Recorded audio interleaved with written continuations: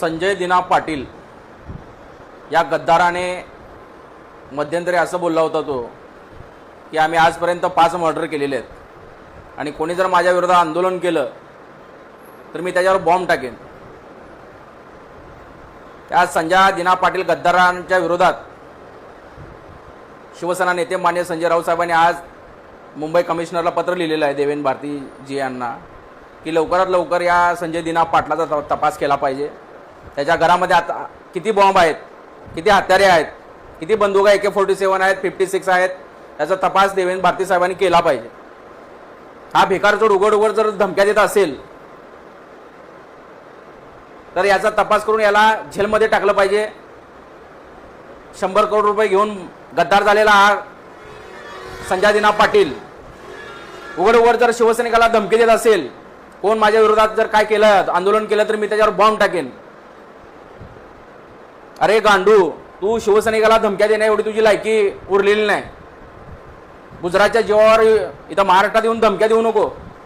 तुला आमचा एकच वाघ बास मान्य संजय राऊत साहेब, तुझ्या अवकात आहे का मुंबईमध्ये राहायची? तू जर मराठी माणसाला जर धमकी दिला ना, तुला तर मुंबईमध्ये राहू देणार, लक्षात ठेव। शिवसैनिक राहू देणार ना तुला। बॉम्ब टाकेन म्हणतो ना, याचा तपास लावला पाहिजे मुंबई कमिशनरने। याचे संबंध त्या दाऊद इब्राहिम बरोबर आहेत का छोटा शकील बरोबर आहेत? कारण बॉम्ब येतोच कुठून या मुंबईमध्ये? बॉम्ब हा प्रकार म्हणजे दहशतवादी प्रकार आहे। एक प्रकारे हा अतिरेकी संघटनेशी संलग्न आहे का? हा बॉम्ब कुठून येतो याच्यापाशी? याचा तपास आता पोलिसांनी केला पाहिजे। हा उघड धमक्या देतो की मी बॉम्ब टाकेन। अरे भिकार छोटा, तुझ्याकडे बॉम्ब येणार कुठून सांग? एक तर तुझे संबंध त्या दाऊद इब्राहिम बरोबर असतील, अगर त्या छोट्या शकील बरोबर असतील, त्याशिवाय मुंबईमध्ये बॉम्ब येऊच कसा शकतो? आणि उघड म्हणतो की आम्ही आजपर्यंत 5 मर्डर केलेले आहेत। जर याला 5 मर्डर केले असतील तर याला ताबडतोब याला अटक करून याला फासावर लटकवलं पाहिजे। एक मर्डर केल्यानंतर 14 वर्ष 20 वर्ष जन्मठेप होते, पण ह्यानं दडदडीत म्हणतो की आजपर्यंत आम्ही 5 जणांना संपवलेला आहे।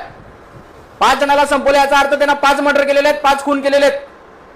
मग 5 खुनाची शिक्षा काय असेल तर त्याला भर चौकामध्ये, भांडूपच्या चौकामध्ये फासावर लटकवलं पाहिजे। भांडूपच्या चौकामध्ये आणून त्याला फाशी द्या। याची हीच लायकी आहे त्या संजय दिना पाटलाची। कुणाला धमक्या देतो तू? कुणाच्यावर उड्या मारतो? या संजय दिना पाटलाची आता मस्ती वाढत चाललेली आहे। आज एक व्हिडिओ बघितला, एका पत्रकाराला शिवाय देतोय, तुला मारेन म्हणून। एवढी मस्ती येते कुठून? आणि त्याच्याबरोबर पोलीस आहेत, पोलिसांसमोर तो पत्रकारावर धमकी देतो। अरे बडव्या, तुला एवढा माज आला कशामुळे? पैशाचा माज आला का तुला?